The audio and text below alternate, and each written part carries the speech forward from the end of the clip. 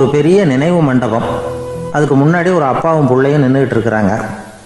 அந்த வழியாக போகிறவங்க வர்றவங்கெல்லாம் அந்த இடத்துல நின்று அது என்ன மண்டபம் அப்படின்னு விசாரிக்க ஆரம்பித்தாங்க. அந்த அப்பாவும் பிள்ளையும் தான் வர்றவங்களுக்கெல்லாம் விவரம் சொல்லிகிட்டு இருக்கிறாங்க. அதாவது இந்த இடத்துல ஒரு பெரிய மகான் சமாதி ஆகியிருக்கார். அவர் சமாதியான இடத்துல இந்த நினைவு மண்டபத்தை கட்டியிருக்கிறோம் அப்படின்னாங்க.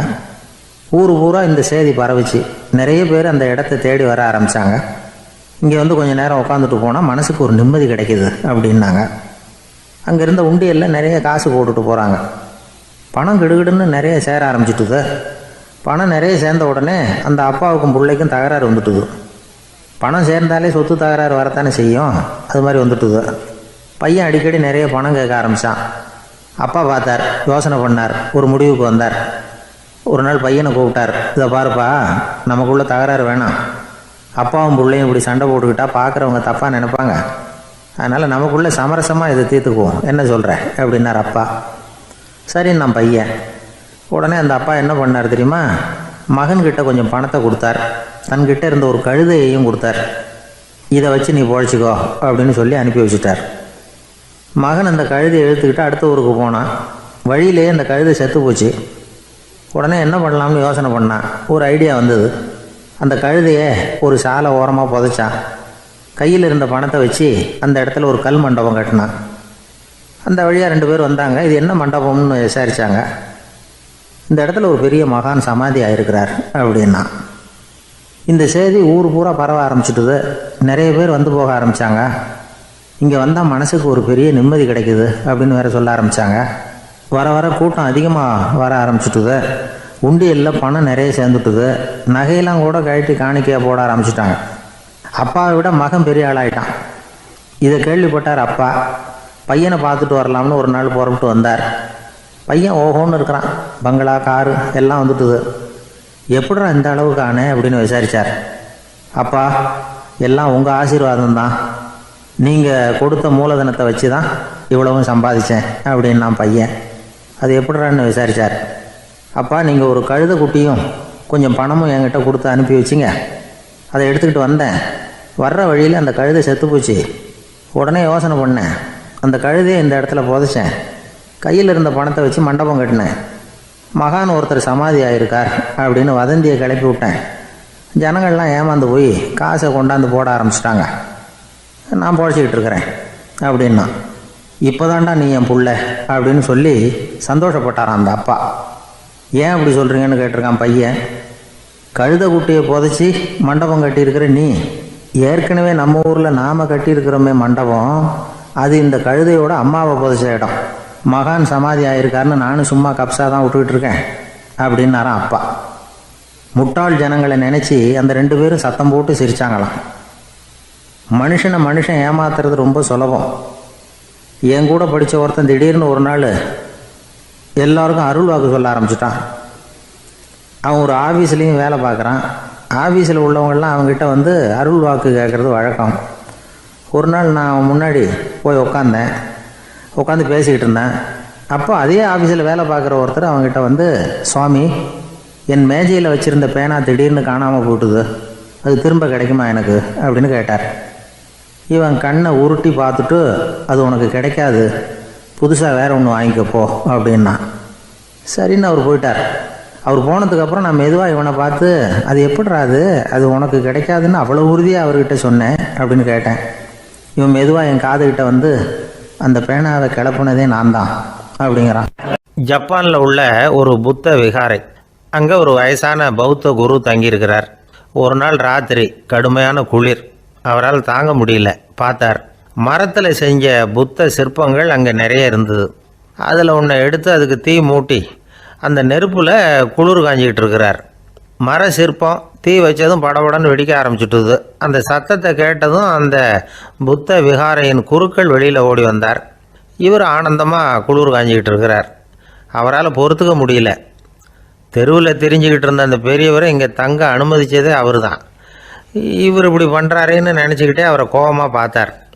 ஏன் இப்படி கோபமாக பார்க்குறீங்க, இப்படி வந்து உட்காருங்க அப்படிங்கிறாரு இவர். அவருக்கு இன்னமும் கோபம் வந்துட்டுது. எங்கள் கடவுளை வந்து எரிச்சுட்டிங்களே அப்படின்னு சத்தம் போட்டாராம். அப்படியா அப்படின்னு கேட்டுக்கிட்டே அந்த சாம்பலை கிளறினார் இவர். என்ன செய்கிறீங்கன்னு கேட்டிருக்காரு அவர். நான் எலும்புகளை தேடுறேன்னாராம்.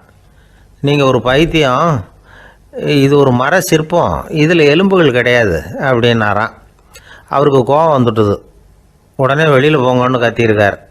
வெளியில் தள்ளி கதவையும் சாத்தி விட்டாராம். மறுநாள் காலையில் கதவை திறந்து பார்த்தா அந்த வயசான பெரியவர் ஒரு மைல்கல் மேலே சில காட்டு பூக்களை வச்சு புத்தம் சரணம் கச்சாமின்னு சொல்லிக்கிட்டே இருக்கிறார். இவருக்கு சந்தேகமாக போட்டுது. கிட்ட போனார். என்ன செஞ்சுக்கிட்டு இருக்கீங்கன்னு கேட்டார். இது என்னுடைய காலை நேர பிரார்த்தனைனாராம். நிஜமாகவே நீங்கள் ஒரு பைத்தியமாக தான் இருக்கணும், ஏன்னா அது ஒரு மைல்கல் அப்படின்னாராம். இப்போ அந்த பெரியவர் சொன்னாராம், நீங்கள் ஒரு மரத்தை புத்தராக நினைக்கும் பொழுது நான் ஏன் ஒரு மைல்கல்ல புத்தராக நினைக்கக்கூடாது? நான் புத்தரை எரிக்கலாம், ஏன்னா அவரை நான் நேசிக்கிறேன். அந்த சிற்பம் மரத்தால் ஆனதுங்கிறது எனக்கு தெரியும். நான் ஒரு மைல்கல்லை தொழலாம், ஏன்னா அது எனது பூக்களை தாங்குது. நான் இந்த மைல்கல்லுக்குள்ளே மறைஞ்சிருக்கிற புத்தரை பார்க்குறேன். யாராவது ஒரு சிற்பி இதை சிலையாக்கினா தான் நீங்கள் புத்தரை பார்க்க முடியும். அன்னைக்கு ரொம்ப குளிராக இருந்தது. நான் எனக்குள்ளே இருக்கிற புத்தரையும் பாதுகாக்கணும். உள்ளே இருக்கிற புத்தரை காப்பாற்றுறதுக்காக வெளியில் உள்ள புத்தரை எரிக்கலாம், அதில் ஒன்றும் தப்பு இல்லை. அது அவருடைய போதனையிலேயே இருக்குது. உனக்குள் ஜோதியாக இரு அப்படிங்கிறது அவருடைய போதனை. என்னுடைய புத்தர் குளிரில் நடுங்கிட்டு இருந்தார். அந்த மர சிற்பங்கள் வெயில் மழையில் உணர்ச்சி இல்லாமல் இருந்தது, அதனால் அப்படி பண்ணினேன். ஆனால் நீங்கள் என்ன பண்ணீங்க? நான் ஒரு மர புத்தரை எரிச்சதுக்காக உயிருள்ள புத்தரை வெளியில் தள்ளி கதவை சாத்தினீங்க அப்படின்னாராம் அந்த பெரியவர். உண்மையான பக்திங்கிறது இதுதான். அதாவது உனக்குள் ஜோதியாக இரு அப்படின்னு புத்தர் சொன்னார் இல்லையா, அது மாதிரி தனக்குள் ஜோதியாக இருக்கிற இந்த காலத்து ஆசாமிகள் நிறைய பேர் உண்டு. எப்பவும் போதையிலேயே இருக்கிறவங்க. ஒரு நாள் நடு ராத்திரி ஒரு மது கடையில் ஒரு ஆள் அங்குள்ள சிப்பந்திகள்கிட்ட கேட்டுக்கிட்டு இருக்கிறான். மறுபடியும் இந்த கடை எப்போ திறப்பாங்கன்னு கேட்டானா. நாளைக்கு காலையில் 8 மணிக்கு திறப்பாங்க அப்படின்னு நானும் அங்கே இருந்த ஆள். அவன் திருப்பி திருப்பி அதையே கேட்டுக்கிட்டு இருக்கான். இவனுக்கு பதில் சொல்லி சொல்லி அழுத்து போச்சு. அதான் சொல்கிறேன் ஐயா, நாளைக்கு காலையில் வா அப்படின்னாங்களாம். அதுக்கு இவன், நான் வர்றதுக்காக கேட்கலையா, நேற்றுக்கு வந்தவன் உள்ளேயே மாட்டிக்கிட்டேன், வெளியில் போகிறதுக்காக கேட்டேன் அப்படின்னு நானும். ஒரு ஏரி ஓரமாக 2 பசங்க நடந்து போய்கிட்டு இருக்கிறாங்க. அதில் ஒருத்தன் பணக்கார வீட்டு பையன், இன்னொருத்தன் ஏழை. இவங்க 2 பேரும் போய்கிட்டு இருக்கிறாங்க. வழியில் ஒரு இடத்துல ஒரு ஜோடி செருப்பு இவங்க கண்ணில் படுது. ஒரு விவசாயி அந்த செருப்பை அங்கே விட்டுட்டு பக்கத்தில் இருந்த ஏரியில் கை காலை கழுவிட்டு இருக்கிறார். உடனே அந்த பணக்கார பையனுக்கு ஒரு ஐடியா. அவன் சொன்னானா, டேய் இப்போ ஒரு வேடிக்கை செய்யலாம், அந்த செருப்பு 2ஐயும் தூக்கி எட்டத்தில் வீசி எரிஞ்சிருவோம். அந்த ஆள் பார்த்துட்டு செருப்பை தேடி அல்லாடுவான், அங்கேயும் இங்கேயும் ஓடுவான், திருன்னு முழிப்பான். அதை பார்த்து நாம் ரசிக்கலாம், நல்ல தமாஷா இருக்கும் அப்படின்ட்டுருக்கான். இப்படி சொல்லிவிட்டு அந்த செருப்புகளை தூக்கத்துக்கு போனானா. கொஞ்சம் பொறு அப்படின்னானா அந்த ஏழை பையன். ஏன்னு கேட்டிருக்கான் அவன். இப்போ அந்த ஏழை பையன் சொன்னானா, நீ சொல்கிறது ஒன்றும் வேடிக்கை கிடையாது, உன்னோட செருப்பு தொலைஞ்சா உன் அப்பா உடனே உனக்கு வேறு செருப்பு வாங்கி கொடுத்துருவார். ஆனால் அந்த ஆளுக்கு இந்த செருப்பு தொலைஞ்சதுன்னா வேறு புதுசாக வாங்கிறதுக்கு வாயையும் வயத்தையும் கட்டி பணத்தை சேர்க்க வேண்டியிருக்கும். அதனால் நான் ஒரு வேடிக்கை சொல்கிறேன், அது மாதிரி செய், அது இன்னமும் தமாஷா இருக்கும் அப்படின்னு நானா. எப்படி அது சொல்லுன்றிருக்கான் அவன். செருப்பு 2ம் அது இருக்கிற இடத்துலையே இருக்கட்டும். உன் சட்டை பையிலிருந்து ஒரே ஒரு ரூபாய் நாணயத்தை எடு, அதை அந்த செருப்பு மேலே அதோட குதிகால் பகுதியில் வச்சுட்டு நாம் 2 பேரும் அந்த மரத்துக்கு பின்னாடி ஓடி போய் மறைஞ்சு நின்றுக்குவோம். அப்புறம் பாரு வேடிக்கையே அப்படின்னா. அதே மாதிரி ரூபா காசு செருப்பு மேலே வச்சுட்டு இவங்க 2 பேரும் மறைஞ்சு நின்றுக்கிட்டாங்க. கொஞ்ச நேரத்தில் அந்த விவசாயி வந்தார். காலில் உள்ள மண்ணை தட்டிவிட்டு செருப்பை மாட்டுறதுக்காக போனார். அங்கேருந்த காசு கண்ணில் போட்டுவிட்டுது. அவருக்கு ஆச்சரியமாக போச்சு. அதை கையில் எடுத்து பார்க்குறார். 4 பக்கமும் திரும்பி திரும்பி பார்க்குறார், யார் இதை வச்சுருப்பான்னு. கடைசியில் ஆகாயத்தை பார்க்குறார். ஆண்டவா, இது உன்னோட கருணை தான், நீ தான் யாரோ புண்ணியவான் மனசில் தர்மம் பண்ணுற எண்ணத்தை உண்டாக்கி இருக்கிற, அந்த புண்ணியவான் நல்லா இருக்கணும் அப்படின்னு வாழ்த்தி அந்த காசை கண்ணில் ஊற்றிக்கிட்டாரான். மறைஞ்சிருந்து பார்த்துக்கிட்டு இருந்த ஏழை பையன் இப்படி சொன்னான், பாத்தியா, உன்னை புண்ணியவான்னு வாழ்த்தி விட்டு போகிறார் அந்த ஆள், அவருக்கும் சந்தோஷம், அதை பார்த்து நமக்கும் சந்தோஷம். உனக்கு ரூபாங்கிறது ஒரு பெரிய விஷயம் இல்லை, ஆனால் அதனால் நமக்கு கிடைச்சிருக்கிற மகிழ்ச்சி ரொம்ப உயர்வானது அப்படின்னு நானும். வேடிக்கையும் கிண்டலும் இது மாதிரி அடுத்தவங்களுக்கு இடைஞ்சலா இல்லாமல் இருக்கணும் அப்படிங்கிறார் கலைவாணர். ஆனால் பாருங்க, அவருக்கே இடைஞ்சலா வர்ற விஷயங்களை கூட அவர் வேடிக்கையாக தான் எடுத்துக்கிட்டாராம். ஒரு தடவை ஒருத்தர் கலைவாணர்கிட்ட வந்து, ஐயா என் குழந்தை செத்து போச்சு அப்படின்னு சொல்லி அழுதாராம். உடனே இவர் அவருக்கு 100 ரூபா பணத்தை கொடுத்து, இந்தாங்க அடக்கம் செய்யுங்க அப்படின்னு சொல்லி அனுப்பி வச்சாராம்.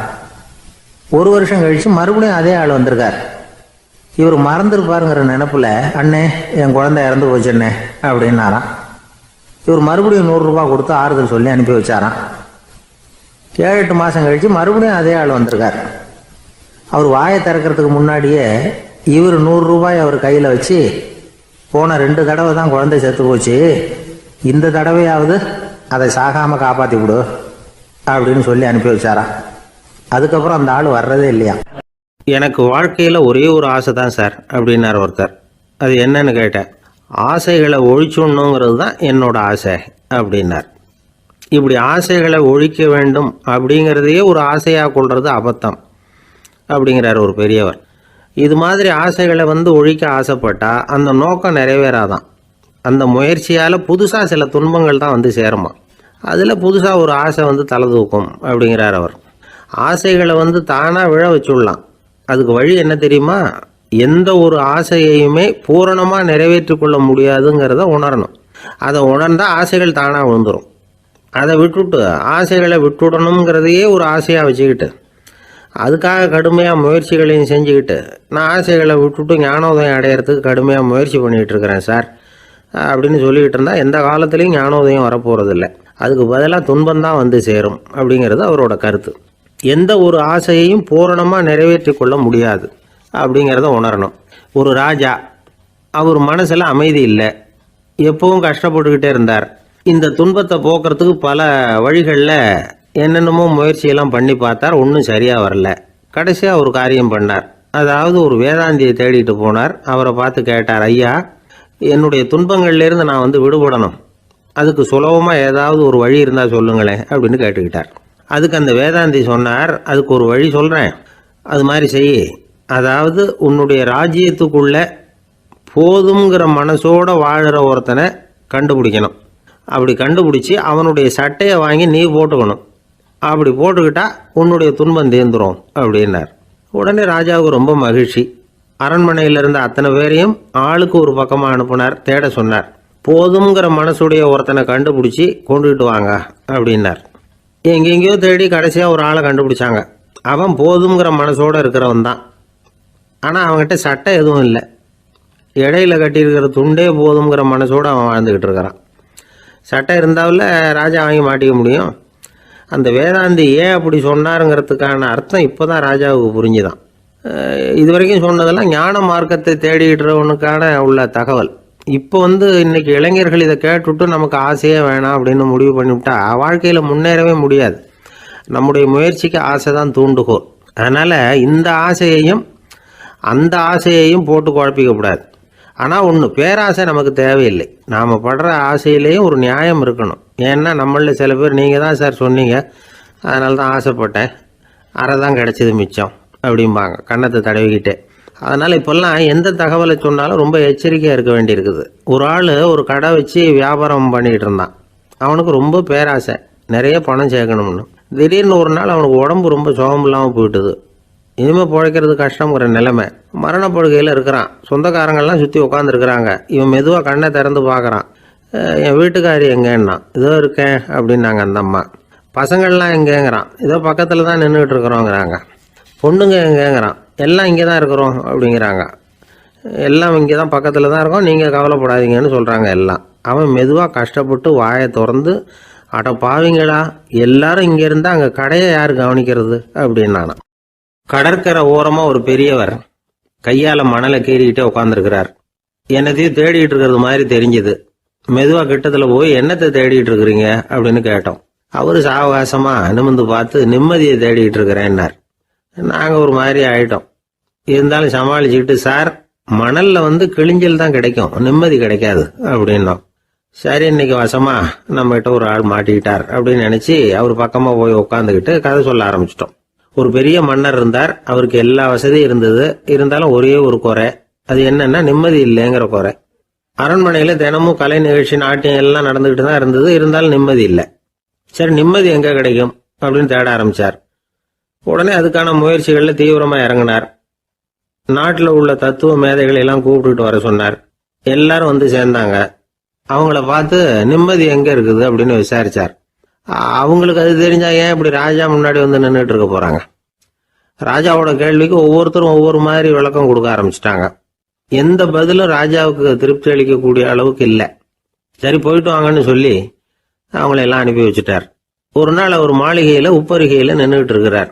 அந்த சமயத்துல தெருவில் ஒரு பிச்சைக்காரன் ரொம்ப உல்லாசமா பாட்டு பாடிக்கிட்டே போயிட்டு இருக்கிறான். குரல்ல ஒரு சந்தோஷம், நடையில ஒரு மிடுக்கு.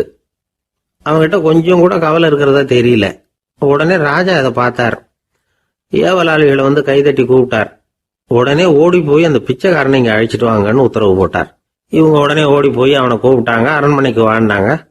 அவன் வரல. அரண்மனைக்குள்ள அடி எடுத்து வைக்க மாட்டேன்னு சொல்லிவிட்டான். ராஜா கிட்ட வந்து விஷயத்தை சொன்னாங்க. அவருக்கு ரொம்ப ஆச்சரியம், இப்படி ஒரு ஆள் இருக்கிறானா அப்படின்னு. சரி, அவன் என்னதான் சொல்றான் அப்படின்னு விசாரிச்சார். இவங்க மறுபடியும் தெருவுக்கு போய் கேட்டாங்க. என்னை பார்க்கணும்னா ராஜா விருப்பப்பட்டாருன்னா அவரை வேணும்னா இங்க வர சொல்லுங்க அப்படின்னு சொல்லிவிட்டான். அதை வந்து ராஜா கிட்ட சொன்னாங்க. அவருக்கு கோபம் வரல. இவ்வளவு சுதந்திர உணர்வோடு இருக்கிறவன் சாதாரண ஆளா இருக்க முடியாது அப்படின்னு நினைச்சார். உடனே கிடுகிடுன்னு இறங்கி தெருவுக்கு வந்தார். பிச்சைக்காரங்கிட்ட போனார். நீ கவலைப்படாம சந்தோஷமா பாடிக்கிட்டு போறியே, அது எப்படி முடியுது உன்னால அப்படின்னு கேட்டார். ஏன் அப்படி கேக்குறீங்கன்னு அவன், அதுக்கு இல்ல, எனக்கு அரண்மனையில எவ்வளவோ சுகபோகங்கள்லாம் இருக்கு, இருந்தாலும் நிம்மதி இல்லை. இது ஏன்னு எனக்கு தெரியல. இந்த தேசத்துல உள்ள அறிஞர்களை எல்லாம் கூப்பிட்டு கேட்டு பார்த்துட்டேன், அவங்களுக்கும் தெரியல. உன்னை கேட்டா தெரியும்னு நினைச்சேன், அதனாலதான் சந்திக்கிறதுக்கு ஆசைப்பட்டேன். ஆனா நீ வரமாட்டேன்னுட்டியே அப்படின்னார். பிச்சைக்காரன் கடகடன்னு சிரிக்க ஆரம்பிச்சுட்டான். மகிழ்ச்சிக்கும் உங்களுக்கும் தடையா இருக்கிறது இந்த மாளிகை தான். இதை விட்டுட்டு வெளியில வந்துட்டா நிம்மதி தேடிட்டு வந்துரும்னா. நான் அரசன், எனக்குன்னு கடமைகள் இருக்கு, அதையெல்லாம் விட்டுட்டு எப்படி வர முடியும்னார் ராஜா.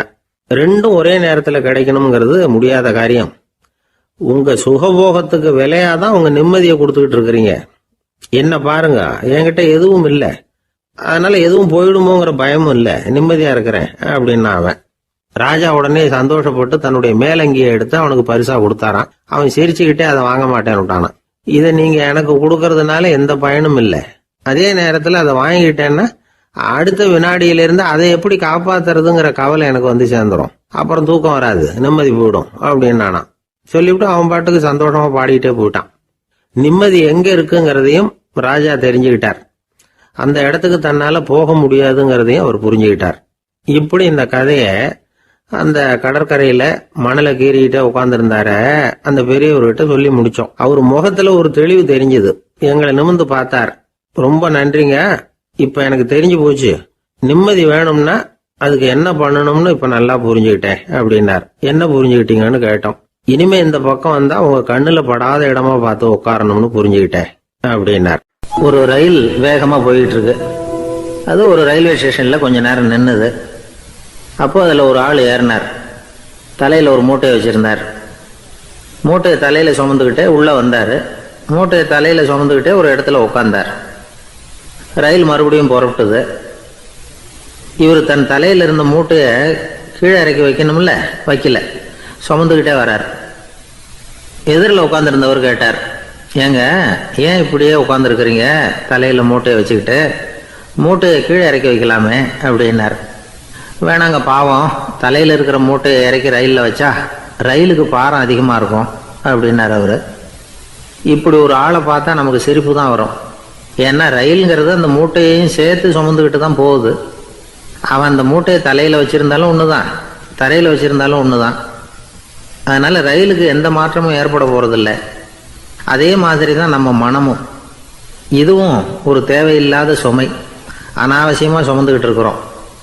இதை கீழே இறக்கி வச்சுட்டா வாழ்க்கை பிரயாணம் சுகமா இருக்கும். ரயில் பிரயாணம் பண்ற அந்த ஆள் மூட்டையை சுமக்கிறான், வாழ்க்கை பிரயாணம் பண்ற நாம மனசை சுமக்கிறோம். இது ரெண்டுக்கும் எந்த வித்தியாசமும் இல்லை. மனசை கீழே இறக்கி வச்சுட்டா பாரம் இல்லாமல் வாழலாம், பறவைகள் மாதிரி பறக்கலாம், குழந்தைகள் மாதிரி கள்ளங்கபடம் இல்லாம வாழலாம்.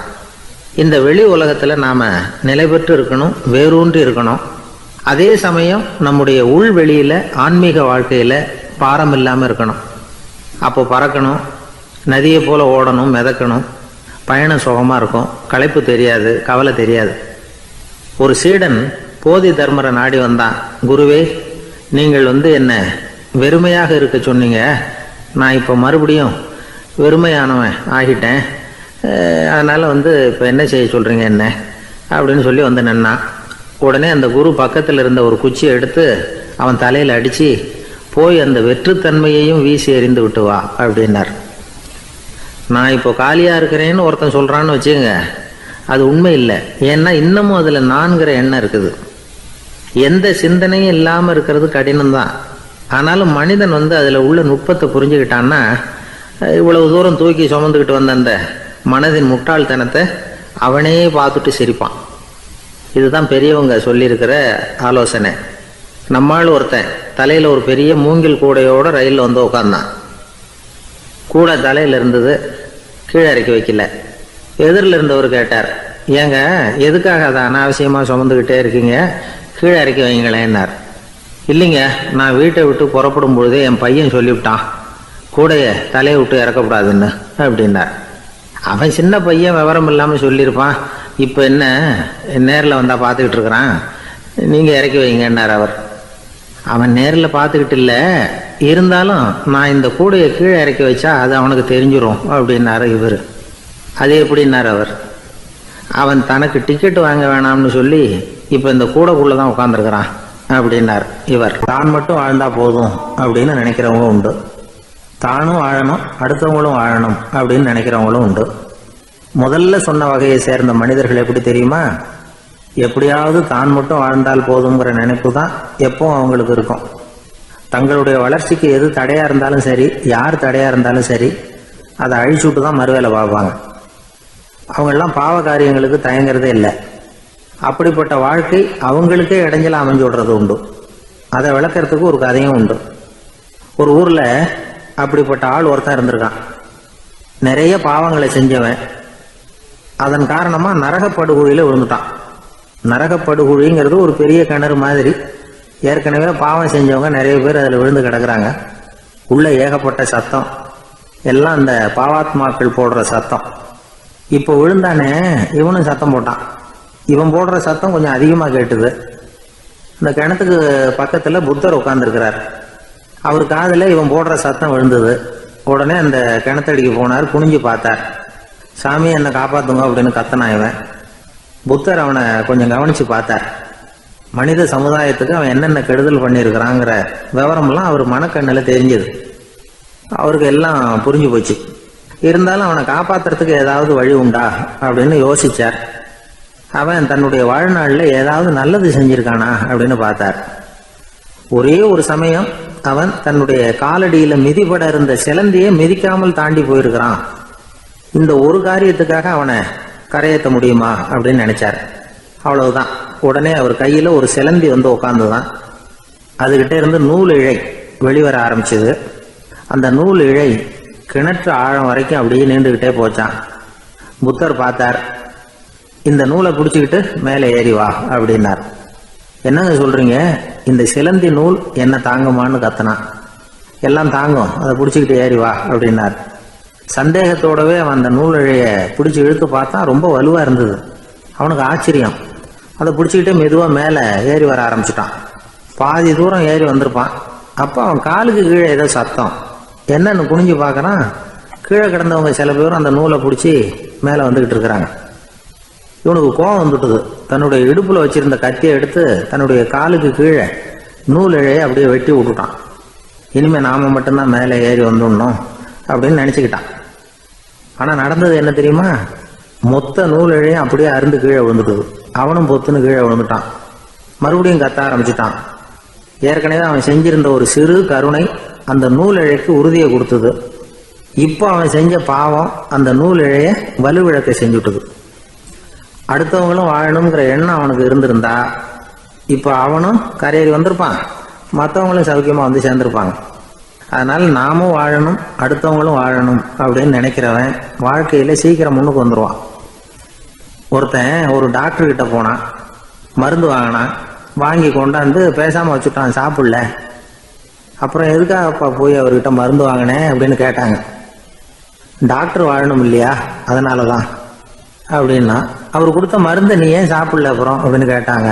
நான் வாழணும் இல்லையா, அதுக்காக தான் அப்படின்னா. எனக்கு தெரிஞ்ச ஒருத்தர் இருக்கார். அவர் ஒரு பெரிய காவல்துறை அதிகாரி, ரொம்ப கண்டிப்பானவர். அவரை கண்டாவே எல்லாரும் பயப்படுவாங்க. அப்படிப்பட்டவர் வீட்டுக்கு போனால் அப்படியே அடியோடு மாறிடுவார். அங்கே போய் பார்த்தீங்கன்னா குழந்தைகளோட குழந்தையா அவர் விளையாடிட்டு இருப்பார். அலுவலக சமயத்தில் பார்த்தீங்கன்னா குதிரை முதுகில் அவர் உட்காந்துருப்பார். வீட்டில் பார்த்தீங்கன்னா அவர் முதுகில் குழந்தை உட்காந்துருக்கும். அவர் குதிரை மாதிரி போயிட்டு இருப்பார். இது எப்படிங்க முடியுது உங்களால் அப்படின்னு கேட்டாங்க. அது ஒன்றும் இல்லை, இங்கே வீட்டுக்கு வந்த உடனே என்னோட மனசை தனியாக எடுத்து வச்சிருவேன் அப்படின்னார். அது என்னங்க உங்கள் சட்டப்பையிலையா இருக்குது மனசு, அது தனியாக எடுத்து வைக்கிறதுக்கு அப்படின்னு கேட்டாங்க. அப்படி இல்லைங்க, இது ஒரு பயிற்சி, மனப்பயிற்சி, அவ்வளவுதான் அப்படின்னார். இப்படி சமயம் பார்த்து மனசை தனியாக வச்சுவிட தெரிஞ்சவங்க வாழ்க்கையில் எப்பவும் உற்சாகமாக இருப்பாங்க அப்படிங்கிறது பெரியவங்க கருத்து. ஒரு டாக்டர் ஆஸ்பத்திரியில் இருக்கிற வரைக்கும் டாக்டராக இருக்கலாம். அவர் மனைவிகிட்டையும் அவர் டாக்டராக இருக்க வேண்டிய அவசியம் இல்லை. ஒரு வக்கீல் கோர்ட்டில் இருக்கிற வரைக்கும் வக்கீலாக இருக்கலாம். வீட்டுக்கு வந்ததுக்கு அப்புறமும் வக்கீலாக இருக்க வேண்டிய அவசியம் கிடையாது. வீட்டில் குழந்தைகள்கிட்ட விளையாடும் பொழுதும் அதுகள்கிட்ட ஃபீஸு கேட்டுக்கிட்டு இருக்கக்கூடாது. நாம் எப்படி இருக்கணும்னு பெரியவங்க சொல்கிறாங்கன்னா, மனசோட சேரக்கூடாதான். அப்படி சேராமல் வாழ்க்கையை கவனிக்கணுமா. மனசை அப்படியே தனியாக எடுத்து பக்கத்தில் வச்சுடணும். அப்படின்னா அதை அப்படியே தூக்கி எறிஞ்சுடு அப்படின்னு அர்த்தம் இல்லை. ஏன்னா மனசுங்கிறது நமக்கு உபயோகப்படக்கூடிய ஒன்று தான். எப்போ எப்போ அது தேவையோ அப்பப்போ எடுத்து உபயோகப்படுத்திக்கணும். தேவைப்படுறப்போ எடுத்து கண்ணாடியை மாட்டிக்கிறோம்ல, படிக்கும் பொழுது கண்ணாடி தேவைப்படுது, எடுத்து மாட்டிக்கிறோம் இல்லையா, அது மாதிரி கணக்கு போடுறதுக்கு மனசு தேவை. கடைக்கு போய் ஒரு பொருள் வாங்குகிறோம், காசு கொடுக்குறோம், மீதி சில்லறை சரியாக இருக்கா அப்படின்னு எண்ணி பார்த்து வாங்க வேண்டியிருக்கு. அந்த சமயத்தில் மனசை எடுத்து தனியாக வச்சுட்டேன் அப்படின்னு சொல்லிட்டு இருக்கக்கூடாது. பரீட்சைக்கு படிக்க வேண்டியிருக்குது, படித்ததையெல்லாம் அப்படியே நினைவில் வச்சுக்க வேண்டியிருக்கு. அந்த சமயத்தில் மனசை தூக்கி எறிஞ்சுட்டேன் சார் அப்படின்னு சொல்லிட்டு இருக்கக்கூடாது. அப்படி சொன்னால் பரீட்சை நம்மளை தூக்கி எறிஞ்சிடும். அதனால் தேவைப்படுறப்போ மனசை உபயோகப்படுத்தணும், தேவையில்லாதப்போ அதை தனியாக ஓய்வு எடுத்துக்க விட்டுடணும். இப்படி நாம் பழக்கப்படுத்திக்கிட்டா வாழ்க்கைங்கிறது நமக்கு புதுசாக தெரியுமா. மனசுக்கும் ஒரு சக்தி கிடைக்கும். எந்திரங்களுக்கு ஓய்வு கொடுக்குற மாதிரி மனசுக்கும் ஓய்வு கொடுக்கணும், இல்லைன்னா அது களைச்சி போயிடும். குழந்தைகள் மனசை சுமந்துக்கிட்டு இருக்கிறது இல்லை. இது முதியவர்கள் குழந்தைகள்கிட்ட இருந்து கற்றுக்க வேண்டிய ஒரு பாடம். ஆனாலும் இந்த கால குழந்தைகள்கிட்ட ரொம்ப எச்சரிக்கையாக இருக்க வேண்டியிருக்கு. ஒரு தாத்தாவும் பேரனும் விளையாடிக்கிட்டு இருக்கிறாங்க. தாத்தா எனக்கு சைக்கிள் ஓட்ட கற்றுக் கொடு அப்படிங்கிறான் பேரன். சைக்கிள் உயரம் கூட இல்லை, அதுக்குள்ளே சைக்கிள் ஓட்டணுமா அப்படின்னார் தாத்தா. ஏன் தாத்தா, ரயில் ஓட்டுறாரு, அவர் என்ன ரயில் நீளமாக இருக்கார் அப்படின்னு கேட்டானா அந்த பையன். ராமகிருஷ்ணர் வாழ்ந்த காலத்தில் நடந்த ஒரு நிகழ்ச்சி இது. அப்போ ஒரு ஓவியர் இருந்தாராம். அவருக்கு ஒரு ஆசை, ராமகிருஷ்ணர் படத்தை வரையணும், அதை அவர்கிட்டயே கொண்டுட்டு போய் காட்டி அபிப்பிராயம் கேட்கணும். இதுதான் அந்த ஓவியரின் ஆசை. உடனே ராமகிருஷ்ணர் படத்தை வரைஞ்சி முடித்தார். அதை எடுத்துக்கிட்டு போனார்.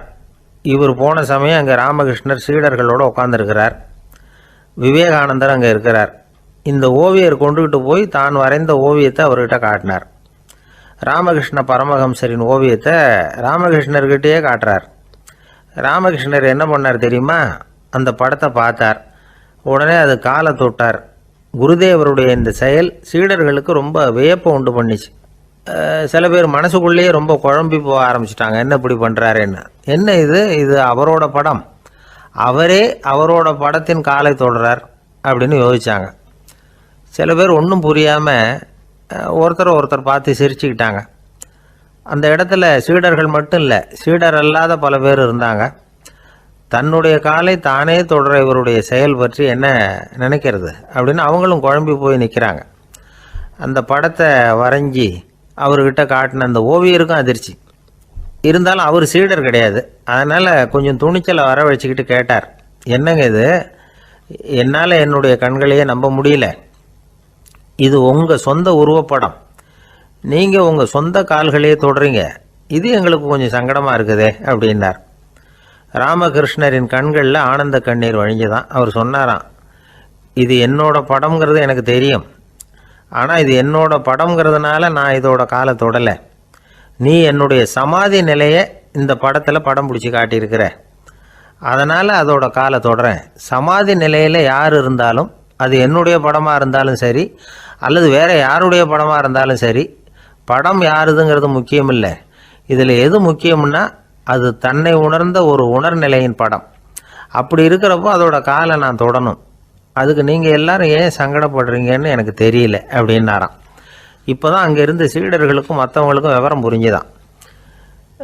இதுக்கு முன்னாடி யாரும் செய்யாததை இவர் செஞ்சிருக்கிறார், ஆனால் அவருடைய காரணம் ரொம்ப நியாயமானது அப்படிங்கிறத உணர்ந்தாங்களாம். இதுவரைக்கும் ஆன்மீகத்தில் சமாதி நிலை, அதாவது தன்னை உணர்ந்த நிலை பற்றி புரிஞ்சுக்கிட்டோம். இல்லறத்தில் ஏற்படக்கூடிய சமாதி நிலை பற்றி உங்களுக்கு தெரியுமா? ஒரு அம்மா டாக்டர்கிட்ட வந்து சொன்னாங்களாம், டாக்டர், என் வீட்டுக்காரருக்கு உடம்புல ஏதோ கோளாறுன்னு நினைக்கிறேன். நான் எவ்வளவு நேரம் பேசினாலும் காதில் விழாதது மாதிரி உட்காந்துருக்கிறார் அப்படின்னு ஆகலாம். அதுக்கு அந்த டாக்டர் சொன்னாராம், அம்மா, அது உடம்பு கோளாறு இல்லை, அது ஒரு பெரிய திறமை அப்படின்னாராம். ஒரு சன்னியாசி அவர் ஒரு நாள் ஒரு கனவு கண்டாராம். அந்த கனவில் அவர் சொர்க்கத்துக்கு போகிறார். அங்கே ஒரு பெரிய திருவிழா நடந்துக்கிட்டு இருக்குது. எங்கே பார்த்தாலும் அலங்கார வளைவுகள், வண்ணமயமான விளக்குகள், பாதைகள் பூரா மலர்கள், எல்லா கட்டடங்களும் ஒளிமயம். அவ்வளவு கோலாகலமாக பிரம்மாண்டமாக அந்த திருவிழா நடந்துக்கிட்டு இருக்குது. அது என்ன திருவிழாங்கிறது இந்த சன்னியாசிக்கு புரியல. அங்கே எதிரில் வந்துக்கிட்டு இருந்த ஒருத்தரை நிறுத்தி, என்ன விசேஷம் இங்கே அப்படின்னு விசாரிச்சாராம். உனக்கு தெரியாத விஷயம், இன்னைக்கு இறைவனுக்கு பிறந்த நாள், அதை தான் எல்லாரும் சேர்ந்து கொண்டாடுறோம். இதுக்காக பிரம்மாண்டமான ஊர்வலம் ஒன்று வரப்போகுது. இறைவனே அந்த ஊர்வலத்தில் கலந்துக்கிறார் அப்படின்னார் அவர். உடனே அந்த சன்னியாசி ஒரு மரத்து நிழலில் ஒதுங்கி நின்றுக்கிட்டார். ஊர்வலம் வந்துக்கிட்டு இருக்குது. முதல்ல ஒரு குதிரை வந்துக்கிட்டு இருக்கு. அது மேலே ஒருத்தர் உட்காந்துருக்கிறார். அவருக்கு பின்னாடி நிறைய பேர் கூட்டமாக வந்துக்கிட்டு இருக்கிறாங்க. இவ்வளவு கூட்டம் இவர் பின்னாடி வருதே, யார் இவர் அப்படின்னு கேட்டார். ஒரு மதத்தின் பெயரை சொல்லி, இவர் அந்த மதத்தின் தலைவர், அவரை பின்பற்றுகிற மக்கள் கூட்டம் பின்னாடி வந்துக்கிட்டு இருக்குது அப்படின்னு விவரம் சொல்லியிருக்கிறாங்க. இவங்களுக்கு அடுத்தபடியாக இன்னொரு குதிரையில் ஒருத்தர் வந்துக்கிட்டு இருக்கிறார். அவருக்கு பின்னாடி ஏகப்பட்ட கூட்டம். இவர் யாருங்க அப்படின்னு கேட்டிருக்கார் சன்னியாசி. அங்கே இருக்கிறவங்க விவரம் சொல்லியிருக்கிறாங்க. இன்னொரு மதத்தின் பெயரை சொல்லி, இவர் அந்த மதத்தினுடைய தலைவர், அவர் வழியை பின்பற்றுகிறவர்கள் அவர் பின்னாடி கூட்டமாக வந்துக்கிட்டு இருக்கிறாங்க அப்படின்ட்டு இருக்காங்க. இப்படி ஒவ்வொருத்தராக குதிரை மேலே வந்துக்கிட்டே இருக்கிறாங்க. அவங்கள பின்பற்றியும் ஒவ்வொரு கூட்டம் வந்துக்கிட்டே இருக்குது. அந்த பெரிய ஊர்வலம் அது பாட்டுக்கு போய்கிட்டு இருக்குது. கடைசியாக அது முடிஞ்சது ரொம்ப நேரம் கழித்து. அதுக்கப்புறம் கொஞ்சம் நேரம் கழித்து ஒரு வயசான ஆள் குதிரை மேலே வந்துக்கிட்டு இருக்கிறார். ஆனால் அவருக்கு பின்னாடி யாருமே இல்லை. அவர் பரிதாபமாக தனியாக வந்துக்கிட்டு இருக்கிறார். அவர் அந்த ஊர்வலத்தை சேர்ந்தவரா இல்லையாங்கிறதே தெரியல. இவர் யார், இவர் ஏன் இப்படி தனியாக வந்துக்கிட்டு இருக்கிறார் அப்படின்னு கேட்டிருக்கார் அந்த சன்னியாசி. என்னது இப்படி கேட்குறீங்க? இவர் தான் கடவுள். இவருக்காக தான் இன்றைக்கி இந்த ஊர்வலமே நடக்குது. இவருக்கு தான் இன்றைக்கி பிறந்த நாள். முன்னாடி போகிற ஊர்வலம் பூரா இவருடைய பிறந்த நாளை கொண்டாடுறதுக்காக தான் அப்படின்ட்டுருக்காங்க. இதை கேட்டதும் அந்த சன்னியாசிக்கு திடுக்குன்னு தூக்கி போட்டிருக்கு. இது வரைக்கும் கனவு கண்டுகிட்டு இருந்தவர் முடிச்சுக்கிட்டார். அதுக்கப்புறம் தான் யோசித்து பார்த்துருக்கார்.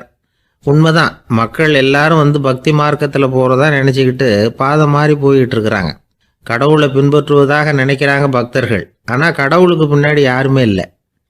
இன்னமும் இயல்பாக இதை பற்றி யோசித்து பார்த்தா, உண்மைக்கு பின்னாடி தான் நான் போய்கிட்டு இருக்கேன் அப்படின்னு நிறைய பேர் சொல்கிறாங்க. ஆனால் அந்த உண்மை அனாதையாக போய்கிட்டு இருக்குது. அப்படி ஆயிட்டுது உலகம்.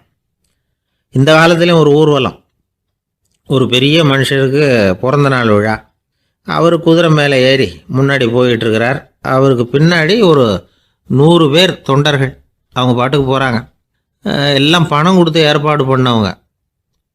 எல்லாம் பணம் வாங்கிட்டு முன்னாடி போயிட்டுருக்குறாங்க.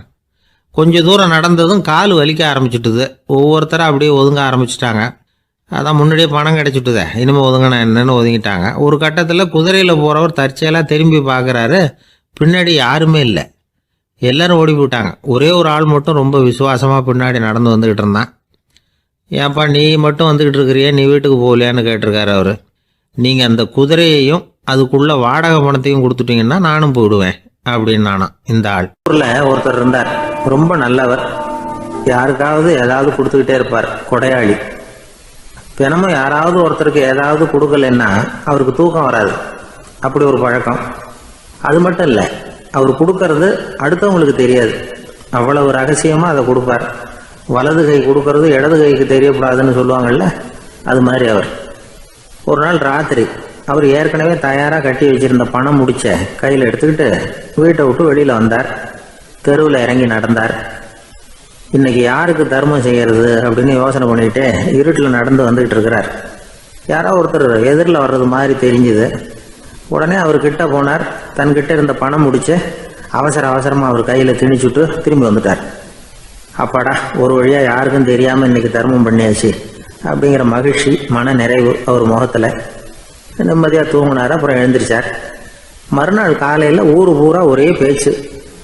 என்ன பேச்சுன்னா, நேற்று ராத்திரி ஒரு திருடன் கையில் யாரோ பணத்தை கொடுத்துட்டு போயிருக்கிறாங்க அப்படின்னு எல்லாரும் பேசிக்கிட்டு இருக்கிறாங்க. இதை கேள்விப்பட்டதும் அந்த பெரியவருக்கு ரொம்ப வருத்தமாக போச்சு. அடடா, போயும் ஒரு திருடனுக்காக உதவி பண்ணியிருக்கிறோம், பிரயோஜனம் இல்லாமல் போட்டுதே அப்படின்னு நினைச்சார். சரி, இன்னைக்கும் யாருக்காவது உதவி பண்ணணும் அப்படின்னு முடிவு பண்ணினார். ராத்திரி நேரம் வந்தது. இவர் வழக்கம் போல தெருவில் இறங்கி நடந்தார். கையில் பணம் முடிச்சு. எதிரில் ஒரு பெண் உருவம் மங்கலா தெரிஞ்சது. இவர் உடனே அந்த பெண்கிட்ட பணத்தை கொடுத்துட்டு திருப்தியாக திரும்பி வந்துட்டார். மறுநாள் காலையில் ஊர் பூரா என்ன பேசிக்கிட்டாங்க தெரியுமா? நேற்று ராத்திரி நெறி தவறி நடக்கிற ஒரு பெண்ணின் கையில் யாரோ பணத்தை வச்சுட்டு போயிருக்கிறாங்க அப்படின்னு எல்லாரும் பேசிக்கிறாங்க. அடடா, இன்னைக்கும் தவறுதலாக நடந்து போச்சு அப்படின்னு ஒரு வருத்தப்பட்டார். இருக்கட்டும், இன்னைக்கும் ஏதாவது தர்மம் பண்ணுவோம் அப்படின்னு நினச்சிக்கிட்டாரு. 3வது நாள் ராத்திரியும் புறப்பட்டார். இப்பவும் எதிரில் ஒருத்தர் வந்தார். இவர் பணத்தை கொடுத்தார், திரும்பி வந்துட்டார். மறுநாள் மக்கள் என்ன பேசிக்கிட்டாங்கன்னா, நேற்று ராத்திரி ஒரு செல்வந்தர் கையில் யாரோ பணத்தை கொடுத்துட்டு போயிருக்கிறாங்க அப்படின்னு பேசிக்கிட்டாங்களாம். அவருக்கு ரொம்ப வருத்தமாக போட்டுது. என்ன இது, தினம் இப்படி ஆகிட்டு இருக்குதே அப்படின்னு நினச்சிக்கிட்டே படுத்து தூங்கினார். அன்னைக்கு ராத்திரி ஒரு கனவு.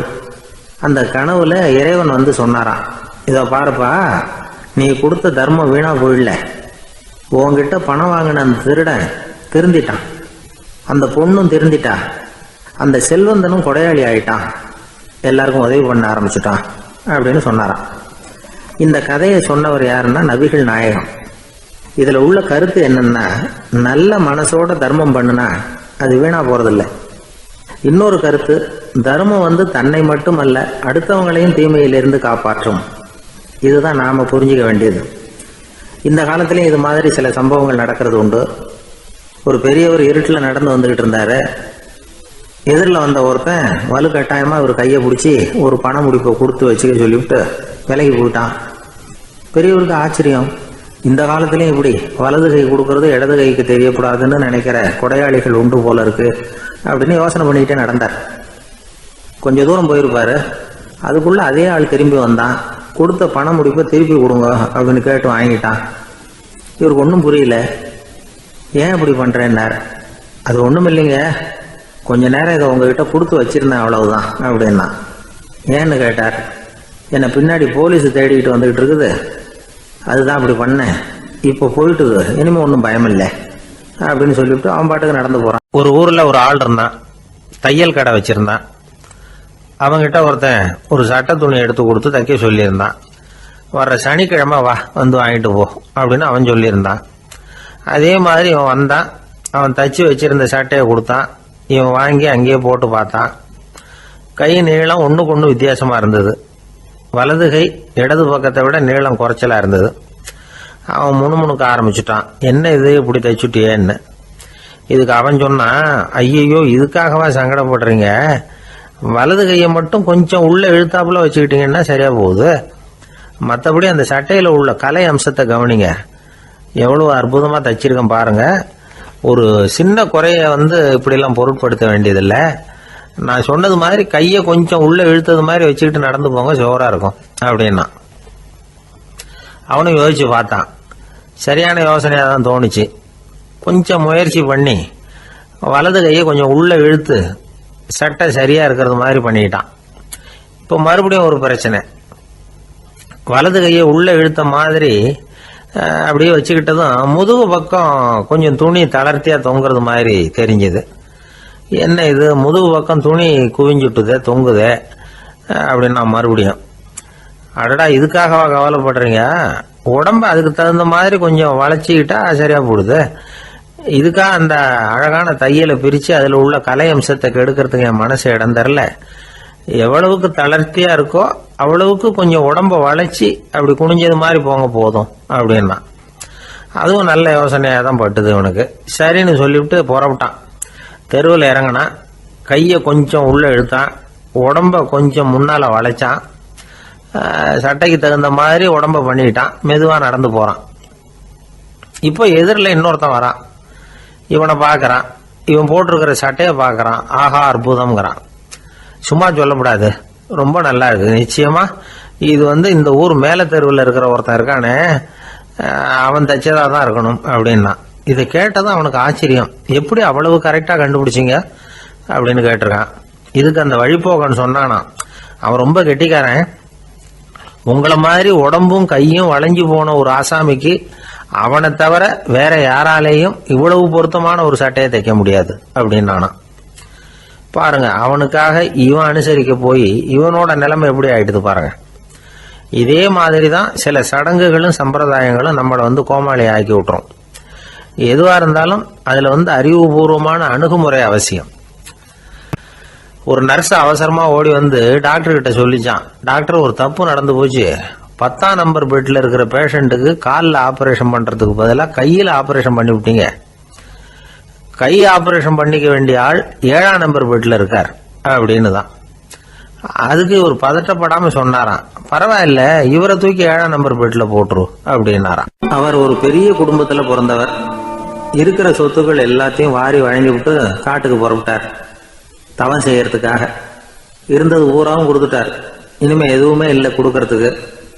அப்போ கடைசியாக ஒருத்தன் கையை நீட்டினானா, ஐயா ஏதாவது கொடுங்கன்றிருக்கான். அவர் பார்த்தார், கட்டியிருக்கிற வேட்டியை தவிர வேற எதுவுமே இல்லை. 8 முழம் பட்டு வேட்டி ஜரிகை கரையோடு இருக்குது. கடைசியாக அதை தான் எடுத்துக்கிட்டு அவர் புறப்பட்டுருக்கார். அவர் பார்த்தார், எதிரில் அவன் பரிதாபமாக நின்றுக்கிட்டு இருக்கிறான். அந்த 8 முழ வேட்டியை 2ஆக கிழிச்சார். 4 முழத்தை அவங்ககிட்ட கொடுத்தாரு. மீதி 4 முழத்தை தன்னோட இடுப்பில் கட்டிட்டு அவர் காட்டுக்கு போயிட்டார். இவன் என்ன பண்ணான் தெரியுமா, கையில் கிடைச்ச 4 முழத்தை எடுத்துக்கிட்டு கடை வீதிக்கு போனான். பழைய பட்டு வேட்டி ஜருகை இதையெல்லாம் விலைக்கு வாங்குற வணிகர் ஒருத்தர் இருக்கார். அவர்கிட்ட போனான். இதை விலைக்கு எடுத்துக்கிறீங்களா அப்படின்னு கேட்டிருக்கான். அவர் வாங்கி பார்த்துருக்கார். ஆஹா, இது ரொம்ப அருமையான வேட்டி, விலை உயர்ந்த ஜருகை, இது ஏது உனக்கு அப்படின்னு கேட்டாரான். அவன் நடந்தது சொல்லியிருக்கான். அப்படின்னா ஒன்று செய்ய, இந்த வேட்டியோட இன்னொரு பாதியையும் மெதுவாக வாங்கிட்டு வந்துரு, உனக்கு நிறைய பணம் தர்றேன் அப்படின்னாரான் அந்த வணிகர். இவன் கொஞ்சம் யோசனை பண்ணி பார்த்தான். கொஞ்சம் இருங்க வந்துடுறேன் அப்படின்னு சொல்லிவிட்டு நேராக காட்டுக்கு போனான். அவர் எங்கே இருக்காருன்னு தேடி கண்டுபிடிச்சான். அவர் ஒரு இடத்துல தவக்கோலத்தில் இருக்கிறார். கட்டியிருந்த இடவேட்டியும் அவர் அறியாமல் நழுவி கீழே விழுந்து கிடக்குது. இவனுக்கு ரொம்ப வசதியாக போச்சு. அவரை கேட்க வேண்டிய அவசியமே இல்லை. மெதுவாக சத்தம் போடாமல் அடி மேலே அடி வச்சு நெருங்கினான். அவர் கண்ணை மூடிக்கிட்டு அவர் பாட்டு நின்றுட்டு இருக்கிறார். இவன் மெதுவாக போய் கீழே கிடந்த அந்த துணியை எடுத்துக்கிட்டு சத்தம் போடாமல் திரும்பி நடந்தான். ஒரு 2-3 அடி எடுத்து வச்சிருப்பான். அப்படி ஓட ஆரம்பிக்கிற சமயத்தில் அவன் காலில் கீழே கிடந்த முள்ளு ஒன்று நறுக்குன்னு தைச்சு விட்டுது. வலி தாங்க முடியாமல் அம்மான்னு கத்தியிருக்கான். இந்த சத்தத்தினால கண்ணை மூடி நின்றுகிட்டு இருந்த அவரோட தவம் கலைஞ்சது. மெல்ல கண்ணை திறந்து பார்க்குறார். தன் இடையில இருந்த வேட்டி அவன் கையில் இருக்கு. இப்போ அவர் நினைக்கிறார், என்ன நினைக்கிறாருன்னா, இந்த வேட்டி மீது நான் வைத்த ஆசையல்லவா அவனை திருடனாக ஆக்கி விட்டது அப்படின்னு நினைச்சாரான். இந்த வேட்டி மேல நாம வச்ச ஆசை அவனை திருடும்படி ஆக்கி விட்டதே அப்படின்னு நினைச்சாரான். இது எப்பேற்பட்ட மனநிலை அப்படிங்கிறத கொஞ்சம் யோசனை பண்ணி பாருங்க. தான் ஒரு பொருள் மேல வச்ச பற்று இன்னொரு மனிதன் திருடனாக ஆகிறதுக்கு காரணம் ஆயிட்டுதேன்னு நினைக்கிறார். அப்படி நினைச்ச அந்த பெரியவர் யார் தெரியுமா? அவர் தான் மகாவீரர். இழந்துட்டேங்கிறிய, நீ என்னத்தை கொண்டுகிட்டு வந்த எங்க இழந்துடுறதுக்கு? நீ என்னத்தை உண்டாக்குன இது அழிஞ்சுட்டுதுன்னு சொல்றதுக்கு? இதுதான் அவருடைய சிந்தனை. இன்றைக்கு நம்ம சிந்தனையெல்லாம் வேற மாதிரி இருக்குது. ஒருத்தன் நடுத்தருவில் உட்காந்து அழுதுகிட்டு இருந்தான். அந்த வழியா ஒருத்தர் ஏன்பா அழறேன்னு கேட்டாராம். 5 ரூபா சார், இந்த இடத்துல விழுந்துட்டுது, ரொம்ப நேரமா தேடுறேன், கிடைக்காது போல இருக்கு அப்படின்னு சொல்லிவிட்டு அழறான். எப்போ தொலைஞ்சதுன்னு கேட்டாராம் அவரு. அது எனக்கு தெரியாது சார், பணத்தை தொலைச்சவன் தேடி பார்த்துட்டு போயிட்டான், நான் அவனுக்கு பின்னாடி தேட வந்தவன் அப்படின்னு நானா இவன்.